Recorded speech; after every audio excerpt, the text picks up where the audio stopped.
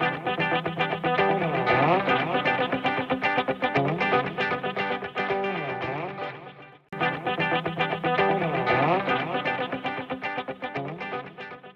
tardes con todos y con todas. Muchas gracias por la invitación. Mi nombre es Ana Calderón y soy abogada de la Secretaría Técnica del Consejo Nacional de Seguridad y Salud en el Trabajo. El tema que el día de hoy me convoca a este importante evento es protocolos sanitarios para la seguridad y salud de los trabajadores. La doctora Carla Cánova, que me antecedió en la exposición, presentó ya algunos lineamientos respecto al plan de vigilancia, prevención y control del riesgo de contraer la COVID-19 en los lugares de trabajo.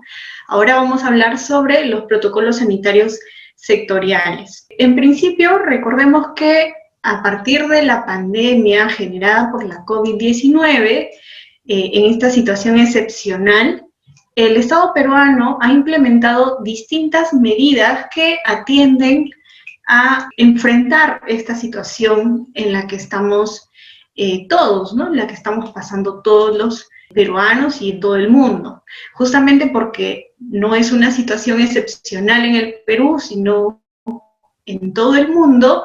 Es catalogada la COVID-19 como una pandemia, ¿no? Porque su propagación ha sido mundial. ¿Qué es lo que causa la COVID-19? El nuevo coronavirus, ¿no? El coronavirus que se ha descubierto más recientemente es el causante de la enfermedad que se denomina COVID-19, la cual puede producir desde una infección respiratoria leve hasta incluso la muerte. A partir de esta situación generada por la COVID-19, hay muchos sectores y también muchos ámbitos tanto laborales como sociales, económicos, que se han visto afectados en nuestro país y alrededor del mundo. Vamos a ver cómo está el contexto laboral actual. Vemos que las empresas efectivamente no estaban preparadas para afrontar una pandemia, ¿no? Vemos que la pandemia en los trabajadores genera miedo y también otras implicancias.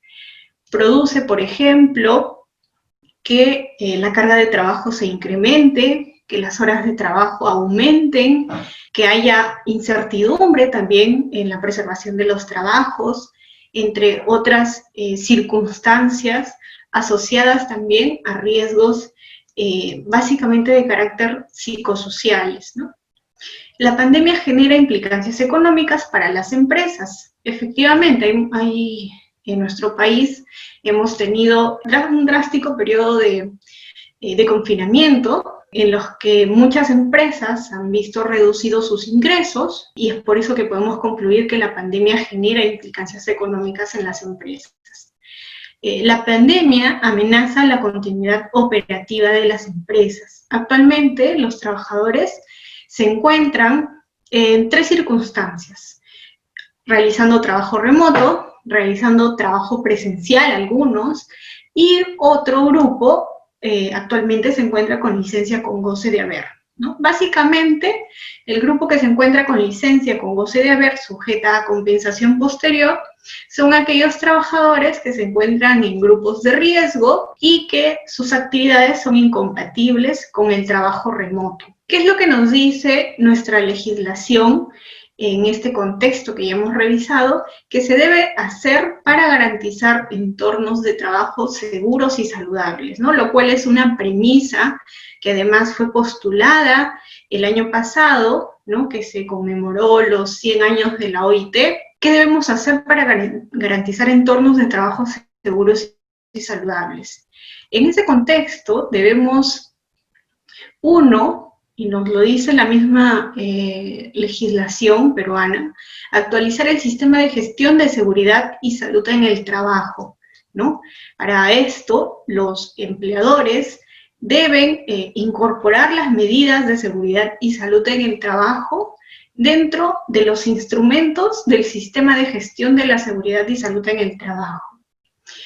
Y específicamente, en este contexto de pandemia, la Resolución Ministerial 448-2020 del Ministerio de Salud señala que se debe elaborar un plan para la vigilancia, prevención y control del COVID-19 en el trabajo, que es lo que ha explicado la doctora Carla Cánova, que me antecedió en la exposición. Veamos, para un poco ubicarnos también, el contexto normativo en nuestro país. Tenemos como, digamos, de manera prioritaria en nuestro país la Ley General de Salud, ¿no? Esta Ley General de Salud irradia a nuestra Ley de Seguridad y Salud en el Trabajo, que es la Ley 29783, más abajo de esta Ley de Seguridad y Salud en el Trabajo, que tiene un alcance general, tenemos el documento técnico denominado Lineamientos para la Vigilancia de la Salud de los Trabajadores con Riesgo de Exposición a COVID-19, aprobado por la Resolución Ministerial 448-2020, Ministerio de Salud. Además tenemos los protocolos sanitarios sectoriales, que es justamente lo que el día de hoy vamos a ver. Y más abajo, aterrizando ya en las empresas, tenemos el Plan para la Vigilancia, Prevención y Control del COVID-19.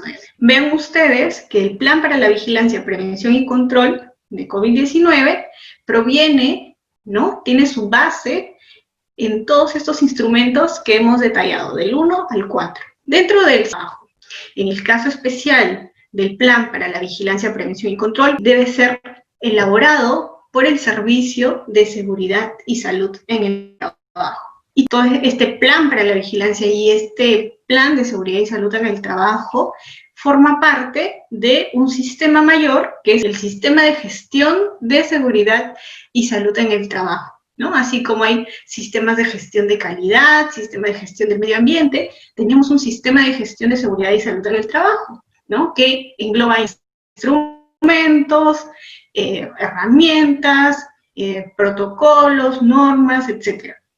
Documentos de monitoreo, entre otros. Este sistema de gestión de la seguridad y salud en el trabajo tiene una característica bastante importante, ¿no? Que es la mejora continua. Es decir, todos los instrumentos que forman parte de este sistema de gestión deben propender a una mejora continua. Es decir, que no basta tener mi plan de seguridad y salud en el trabajo, o mi plan para la vigilancia, prevención y control, o mi plan de capacitaciones, o mi plan anual del servicio de seguridad y salud en el trabajo, elaborado por una única vez y para siempre.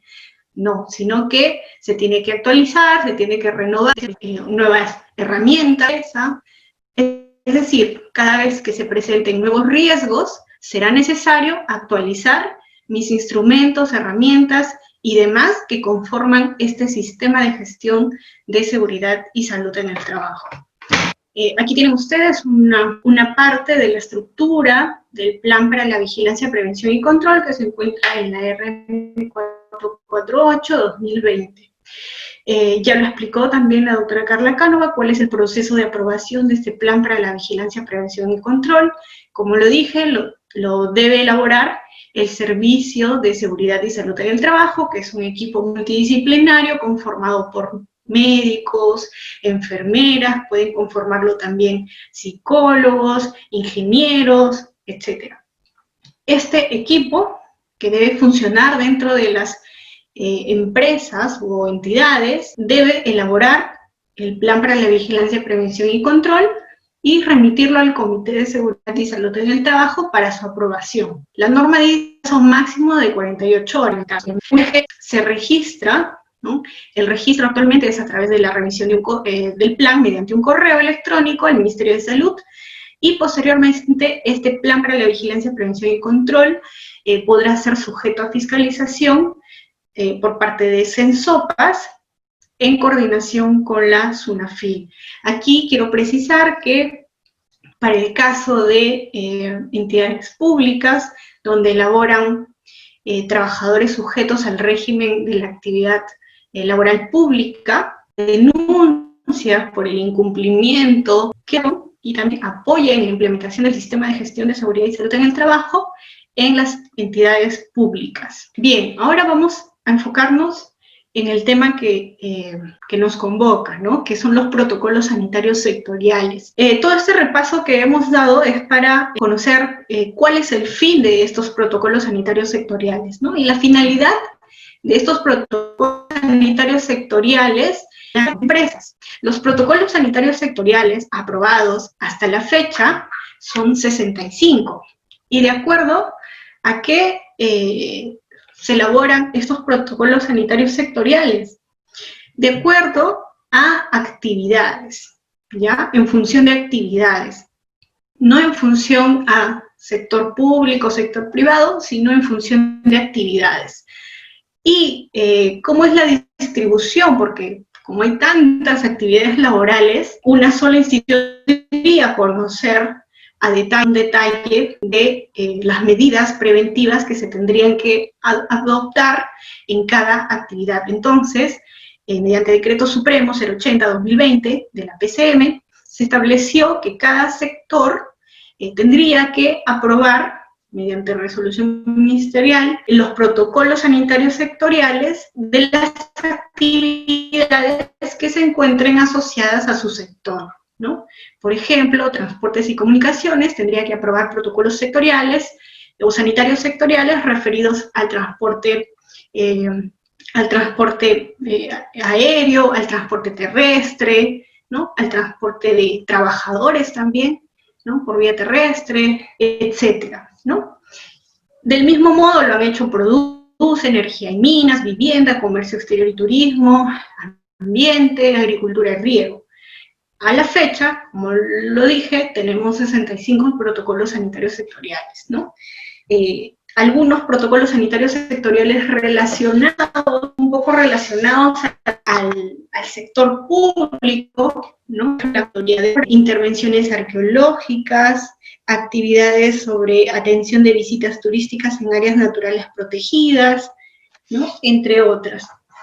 Pero como le dije, estos protocolos sanitarios no están elaborados en función de si es sector público o privado, sino en función de las actividades. Ahora, existen lineamientos básicos que justamente los recoge, los aprueba la RM 448-2020, que deben ser considerados en la elaboración de estos protocolos sanitarios sectoriales.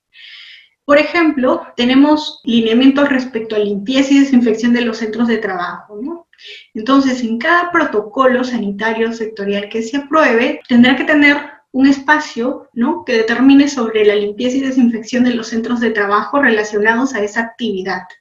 Y las empresas tendrán que, en base al protocolo sanitario sectorial relacionado a su actividad, aterrizar, ¿no?, la información a la actividad que realizan, atendiendo al número de trabajadores, al tamaño de la organización, ¿no?, para elaborar su plan de vigilancia, prevención y control.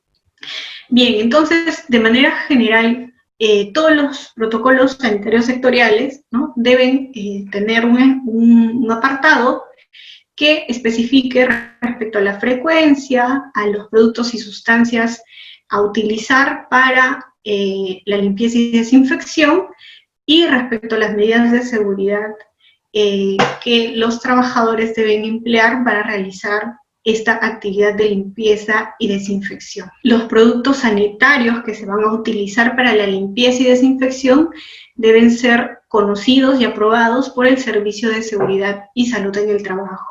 Quienes hagan la limpieza y desinfección de los ambientes de trabajo deben contar con los equipos de protección personal adecuados, ¿ya?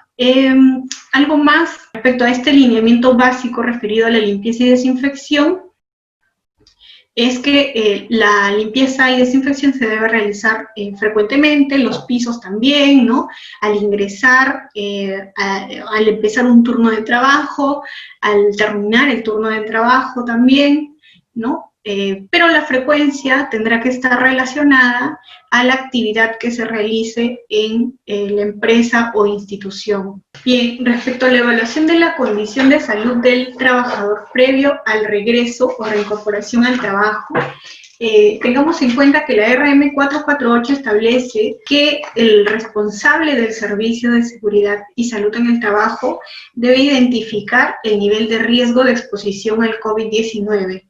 Y aquí tengan en cuenta que tenemos 4 niveles, ¿no? De muy alto riesgo, de alto riesgo de exposición al COVID-19, de bajo riesgo y de mediano riesgo, ¿no? Esos son los 4 niveles que la RM 448-2020 del Ministerio de Salud establece. ¿Quiénes están en muy alto riesgo? Las personas que están en contacto directo con aquellos pacientes confirmados con COVID-19, ¿no? Y quienes se encuentran en actividades de muy bajo riesgo o de bajo riesgo, aquellas personas que no tienen contacto con el público, que tampoco tienen contacto con personas que han adquirido la COVID-19. ¿Qué más se debe tener en cuenta en este lineamiento?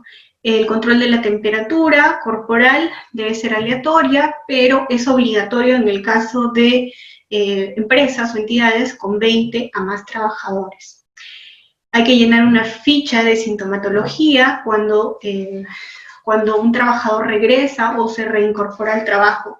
Fíjense ustedes que regreso o reincorporación al trabajo no es lo mismo, ¿no? El regreso al trabajo es considerado para aquellas personas que no han pasado por un proceso de COVID-19 y que tampoco están cercanas a un caso confirmado de COVID-19. Y reincorporación es para aquellas personas que han recibido la alta médica por haber tenido COVID-19 o haber estado en contacto directo con personas que han adquirido esta enfermedad. La aplicación de pruebas rápidas o moleculares para COVID-19, de acuerdo a esta resolución ministerial, es obligatoria para aquellos trabajadores que se encuentran en un nivel de exposición a la COVID-19 muy alto o de alto riesgo. ¿Quiénes, por ejemplo? Aquellos que trabajan en las morgues, por ejemplo, ¿no?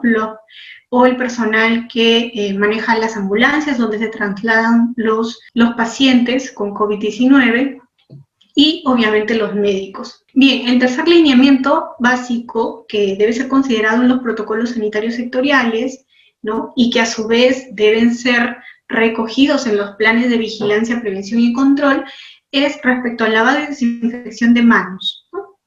Es obligatorio que en cada institución o empresa o centro de trabajo en general exista al ingreso un punto de lavado de manos, ¿no? Y además se puedan visualizar carteles que contengan información sobre el correcto lavado de manos.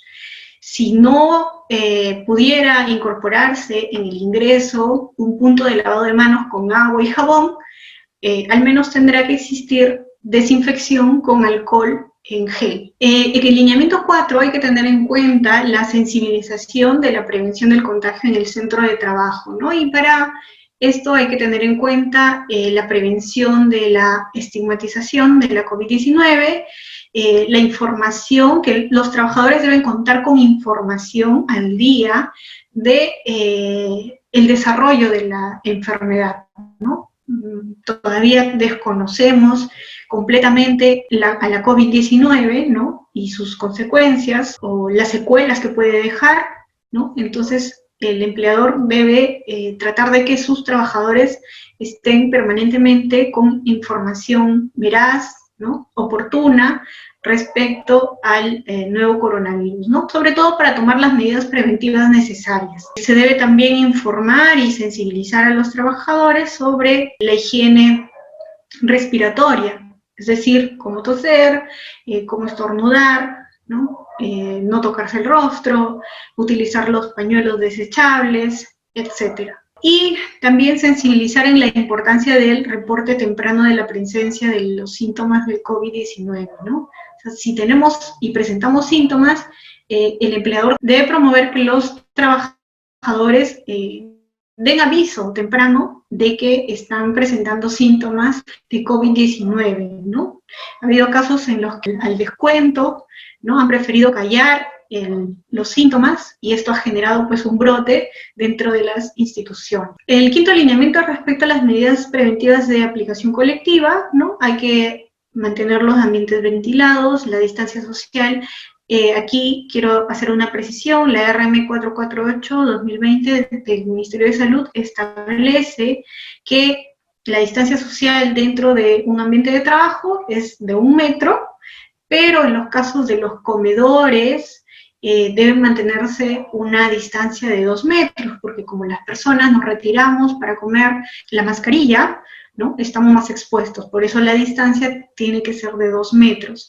Y cuando el trabajador tiene que pernoctar en el centro de labores, como por ejemplo en los campamentos mineros, o por ejemplo algunas actividades que se realizan de repente de manera corrida, ¿no? En un día completo, los casos, por ejemplo, de personal de seguridad, ¿no? Que tiene quizás probablemente espacios para descanso, en esos lugares, ¿no? Los lugares reservados para el descanso o para pernoctar, tienen que tener una ubicación, las camas de descanso, de un espacio de 1,5 metros, ¿no?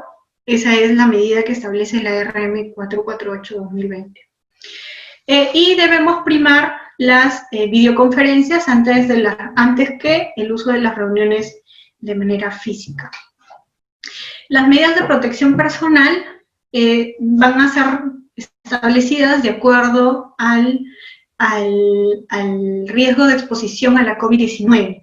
Si es que un trabajador realiza una actividad que tiene un riesgo muy alto de exposición a la COVID-19, debe utilizar todos estos elementos que están en la primera parte de la presentación, ¿no?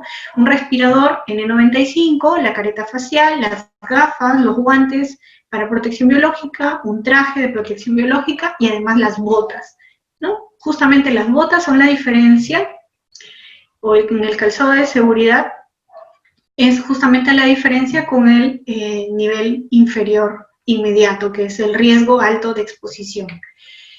Y en el nivel de riesgo mediano de exposición, se solicita de manera obligatoria el uso de la mascarilla quirúrgica, y en el caso de nivel bajo o de riesgo bajo de exposición, se requieren mascarillas comunitarias. Pero en los casos excepcionales en que estos trabajadores que realizan actividades de mediano riesgo o de bajo riesgo de exposición al COVID-19 requieran cumplir excepcionalmente actividades donde van a tener posiblemente un contacto con personas que se sospecha que tienen COVID-19, deben utilizar el respirador N95, la careta facial, las gafas de protección, ¿no? Es decir, si la situación lo amerita o lo requiere, tendrán que utilizar los mismos equipos de protección personal que vimos en la anterior diapositiva respecto al riesgo de exposición alto o muy alto. Bien, ya para ir terminando, respecto a la vigilancia de la salud del trabajador en el contexto del COVID-19, lo que tenemos que tener en claro es que el empleador realiza la vigilancia de la salud de manera permanente. Y para ello hay que estar atentos respecto a la temperatura de los trabajadores, ¿no? Ya lo mencionamos que es de manera obligatoria la toma de temperatura en los casos de centros de trabajo donde existen de 20 a más trabajadores, ¿no? Un número de 20 a más trabajadores. Si es que el médico encargado de la vigilancia de la salud advierte que un trabajador tiene una temperatura superior a 38 grados o que tiene síntomas, ¿no?, de resfrío o más asociados a la COVID-19, debe retornar a su domicilio, ¿no?, para realizar el aislamiento domiciliario respectivo. Los casos confirmados de COVID-19 deben ser registrados por el médico de la vigilancia de la salud en el SISCOV, ¿no?, a fin de que esta institución, el CENSOPAS, que está a cargo de administrar el Plan para la Vigilancia, Prevención y Control, y el MINSA, ¿no?, puedan realizar la vigilancia epidemiológica correspondiente respecto a la COVID-19. En conclusión, como ya lo hemos venido revisando en las presentaciones, el empleador en el contexto del COVID-19, a fin de gestionar los riesgos que emergen, ¿no?, producto del coronavirus, dentro de los ambientes de trabajo, deben implementar un sistema de gestión de seguridad y salud en el trabajo adaptado al contexto actual, es decir, donde se incluyan medidas preventivas para que los trabajadores no adquieran la COVID-19 en los ambientes laborales. Y esto implica aprobar un plan para la vigilancia, prevención y control. Este plan para la vigilancia, prevención y control de la COVID-19 en los centros de trabajo tiene como base los protocolos sanitarios sectoriales que cada sector está obligado a aprobar, ¿no? De acuerdo a lo que establece el Decreto Supremo 080, respecto a las actividades asociadas a un ministerio o al sector correspondiente. Eso es lo que quería compartir con ustedes. Muchas gracias.